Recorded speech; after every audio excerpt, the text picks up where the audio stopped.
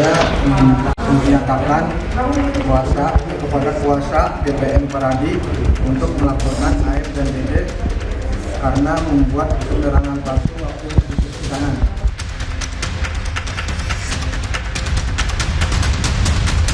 Ada kemungkinan ya, itu ada yang masih ada yang ditutup-tutupin oleh Pak Rudiana.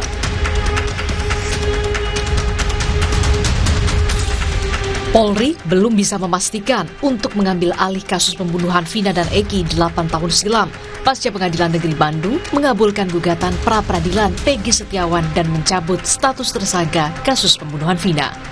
Sebelumnya, Polri didesak untuk memeriksa sejumlah penyidik yang menangani kasus ini, termasuk Ibtu Rudiana, ayah Eki, karena setelah Peggy bebas ada dugaan unsur salah tangkap yang menjerat 7 terpidana kasus pembunuhan Vina dan Eki. Kabareskrim Polri, Komjen Wahyu Widada bilang, proses evaluasi masih dilakukan oleh Bareskrim, Divisi Propam, dan Itwasum Polri.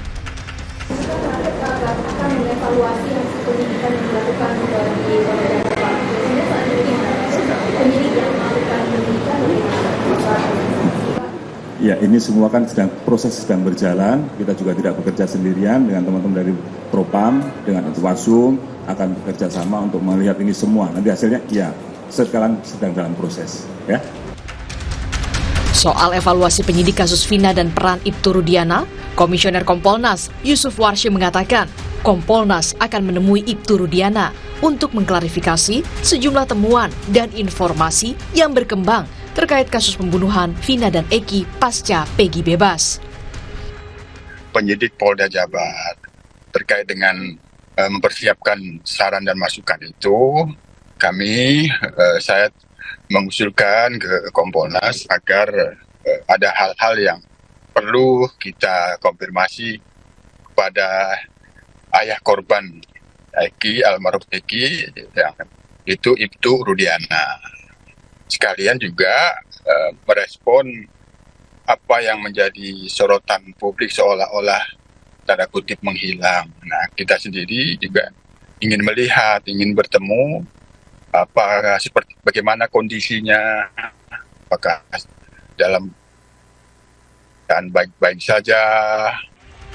Di sisi lain, 7 terpidana pembunuhan Vina Eki melaporkan Dede dan Aep, saksi kunci yang memberikan informasi awal ke Ibtu Rudiana, ayah Eki, terkait kasus pembunuhan Vina dan Eki. 7 terpidana menilai Dede dan Aep memberikan keterangan palsu di persidangan hingga membuat mereka terjerat sanksi pidana. Kedepannya keadilan di Indonesia ini, di negara kita ini, di negara tercinta ini dapat diungkap seadil-adilnya. Terima kasih. Saya cukup bahagia dengan peradilan yang terjadi. Saya tidak merasa dibunuh. Saya juga minta keadilannya untuk Presiden.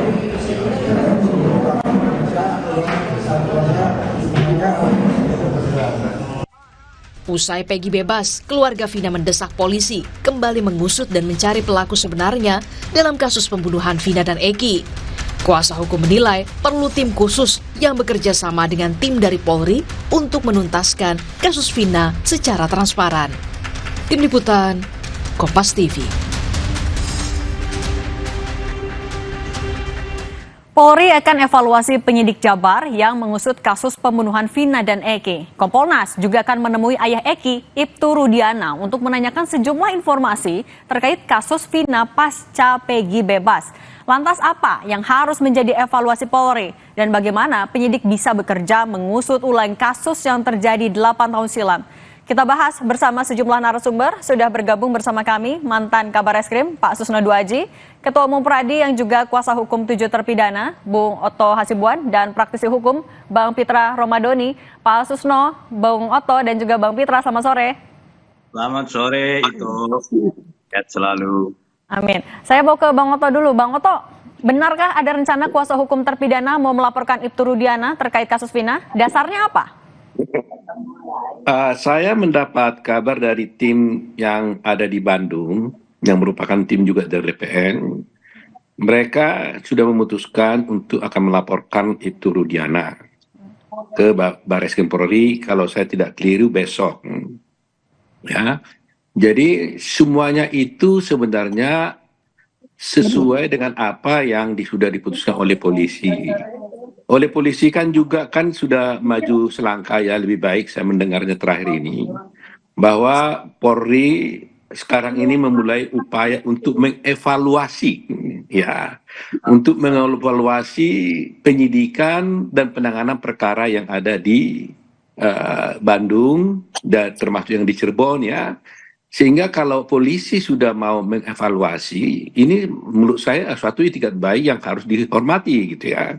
Nah, dalam mengevaluasi itu tentunya berbagai hal akan bisa terjadi. Contoh umpamanya apakah betul di sini ada kesaksian palsu daripada Ibtu Rudiana atau tidak. Nah, teman-teman dari tim kita bersepakat dan menyimpulkan bahwa untuk agar bisa ada pintu untuk menjadi terangnya perkara ini, mereka bermaksud untuk melaporkan karena teman-teman menduga bahwa ada dugaan kesaksian palsu di dalam kasus ini. Jadi saya kira kita biarkan saja kalau ini kita dilanjutkan dengan suatu sikap untuk memperbaiki apa yang diduga keliru selama ini, saya kira itu fine-fine saja menurut kami. Oke, kalau Pak Susno melihatnya rencana dilaporkan Ibtu Rudiana, apa kejanggalan apa yang Anda baca? Jadi kan supaya semuanya jadi terang ya. Selama ini publik kan menunggu-nunggu kehadiran Ibtu Rudiana di publik untuk memberikan penjelasan atas beberapa pertanyaan, atas beberapa dugaan. Ternyata Pak Rudiana belum tampil di publik untuk memberikan penjelasan.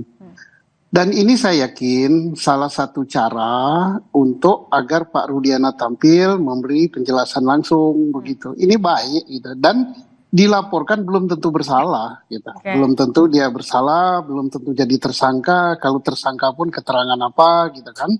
Masih panjang ceritanya. Jadi artinya setidak-tidaknya ini bisa menjawab teka-teki yang selama ini ada di masyarakat, bahwa Rudiana yang mendesain kasus ini, bahwa Rudiana lah yang memunculkan nama-nama tersangka yang sekarang menjadi terpidana, bahwa Rudiana lah yang melakukan penangkapan terhadap mereka, bahwa dia tidak mendapat perintah dan sebagainya. Itu nanti akan terjawab. Itu kan, dan sebaiknya memang tampil seperti itu. Soalnya kalau tidak dijawab, jadi isu yang bergulir di masyarakat menjadikan tuduhan macam-macam. Dan lebih bagus lagi kita sudah mendengar dari Kabariskrem ya, beberapa kemarin kalau tidak salah, mengatakan akan mengaudit atau akan mengadakan evaluasi terhadap penyidikan ini. Kalau evaluasi itu sudah dia katakan evaluasi 2016, evaluasi juga sampai ke 2024. Ini suatu langkah yang bagus gitu. Oke, Pak Susno, tapi kan kalau Kadif Humas Polri bilang udah pernah memeriksa Ibtu Rudiana dan tidak ditemukan adanya pelanggaran. Tapi kemudian Kabareskrim bilang akan melibatkan Itwasum dan juga Propam. Ini murni hanya untuk evaluasi atau ada sesuatu yang sebenarnya ditemukan oleh Mabes Polri? Kabariskrem adalah pembina fungsi ya, pembina fungsi reserse seluruh Indonesia dari Polsek sampai ke Mabes Polri. Mungkin dulu itu objek evaluasinya atau objek examination-nya berbeda. Kalau sekarang untuk Kabareskrim lebih menyangkut kepada evaluasi teknis penyidikan 2016 sudah benar apa belum, kalau salahnya di mana, dan berbeda juga dengan evaluasi dari Propam. Propam kan lebih kepada happy-nya itu kepada pelanggaran kode etik profesi gitu. Nah ini bagus gitu. Jadi Bariskrim sudah turun untuk evaluasi, apapun evaluasi itu hasilnya adalah untuk perbaikan Polri ke depan gitu. Kita sambut baik.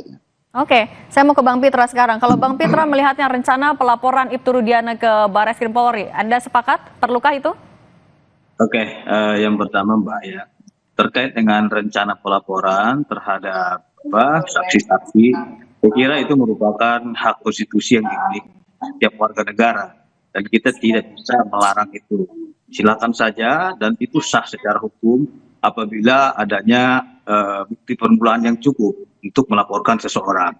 Kalau memang dugaan itu ada pembunuhan, penganiayaan, kita juga harus bisa buktikan terkait dengan pembunuhan dan penganiayaan itu apakah ada visum et repertum, apakah ada saksi-saksi, itu nanti ranah daripada penyidik. Nah, saya kira terkait dengan kasus ini juga ya Mabes Polri juga sudah tegas telah menurunkan tim asistensi yang tergabung dari Irwasda, Irwasum dan Propam serta dengan Barreskrim Mabes Polri yang mana tujuan tim asistensi ini untuk melakukan evaluasi terkait dengan penyidikan yang mendalam dari teknisnya mulai dari 2016 sampai sekarang. Memang kita ketahui bahwasannya baru-baru ini Polda Jawa Barat telah dinyatakan penetapan tersangka terhadap PS ini tidak sah, sehingga saya kira tim asistensi ini perlu untuk mempelajari dan mendalami apa yang menjadi penyebab sehingga formil terkait dengan pra peradilan ini tidak sah secara hukum. Nah, kalau yang kita pelajari dan berdasarkan putusan yang kita teliti, bahwasanya putusan pra peradilan nomor 10 yang diputuskan oleh Hakim Tunggal Eman Sulaiman ini terkait dengan syarat formil pemanggilan terhadap calon tersangka dan belum ada dilakukan pemeriksaan terhadap calon tersangka ini, sehingga hakim menilai aspek formilnya itu terpenuhi untuk dijadikan sebagai tersangka. Seperti itu. Oke, saya mau balik lagi sekarang ke Bang Oto. Bang Oto, selain pelaporan Ibtu Rudiana yang juga sekarang disoroti adalah pelaporan dugaan keterangan palsu yang sudah dilaporkan. Menurut Anda, kesaksian yang sebenarnya disampaikan oleh Aep dan Dede, ini Anda membacanya apakah memang murni memberikan kesaksian, atau justru ada tekanan, atau ada instruksi, atau bagaimana Anda membacanya? Ya, saya melihat begini ya, kalau kita membaca secara teliti berkas perkaranya, di sana kan sudah kita lihat, pertama bahwa para tersangka ini pertama kali diperiksa itu nggak didampingi oleh pengacara. Dari sini saja sudah merupakan suatu pelanggaran hak asasi, dan kalau kita runut dengan putusan Mahkamah Agung, bahwa semua perkara-perkara yang tersangkanya itu tidak pernah diperiksa didampingi oleh pengacara, apalagi kasusnya ini dengan ancaman hukuman di atas 5 tahun, apalagi hukuman mati, semuanya itu dibatalkan oleh Mahkamah Agung.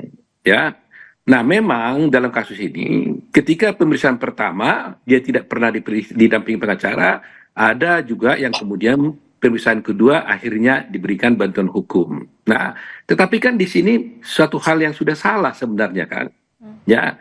Jadi nggak bisa dibantah-bantah di situ. Nah, cuma kesalahan-kesalahan seperti ini ya harus diperbaiki. Nah, terus terang aja saya belum membaca semua berkas, apakah memang ada yang semuanya itu sampai ke pengadilan itu tidak didampingi pengacara atau tidak. Tapi dari beberapa berkas yang saya mulai baca, di pemeriksaan pertama nggak didampingi pengacara. Padahal itu mandatori, wajib hukumnya. Ketentuan pasal 56 KUHP, ya, wajib hukumnya, dan itu harus diberikan. Dan juga kita lihat putusan Mahkamah Agung semua membatalkan putusan-putusan yang kalau tersangkanya itu tidak diperiksa di penyidikan, ya. Walaupun kemudian di Mahkamah Agung di pengadilan didampingi, tetap pemeriksaan di polisi itu harus. Nah, nanti akan saya periksa apakah memang semuanya seperti itu gitu ya. Nah, jadi ya ingin saya sampaikan adalah bahwa biar bagaimanapun tidak ada yang sempurna kan. Kalau sudah ada putusan yang membatalkan penetapan tersangka, ini kan suatu indikasi yang kuat, ya. Indikasi yang kuat untuk menunjukkan ada kekeliruan-kekeliruan. Nah, sejauh mana kekeliruan itu, itulah yang harus dievaluasi oleh Polri. Okay. Jadi bagi saya ini suatu kemajuan. Ya, selama ini kan Polri kan bertahan terus tidak salah. Tapi kalau dia mengatakan sudah mau mengevaluasi, itu sudah bagus. Kita kan tidak juga ingin menyalahkan siapa-siapa. Kita ingin mendapatkan Polri yang baik, yang berwibawa dan jujur. Nah, dengan adanya pernyataan dari Kabar Reskrim akan melakukan evaluasi, mari kita dukung, kita lihat. Ya, kita pergi sama-sama. Kita pun dari tim lawyer nanti akan memberikan masukan. Ya, yang benar kita katakan benar, yang salah kita katakan salah. Semuanya itu untuk tidak menyalahkan Polri, tapi untuk mencari. Oke, baik. Bang Pitra. Satu hal yang saya sampaikan penting sekali ini.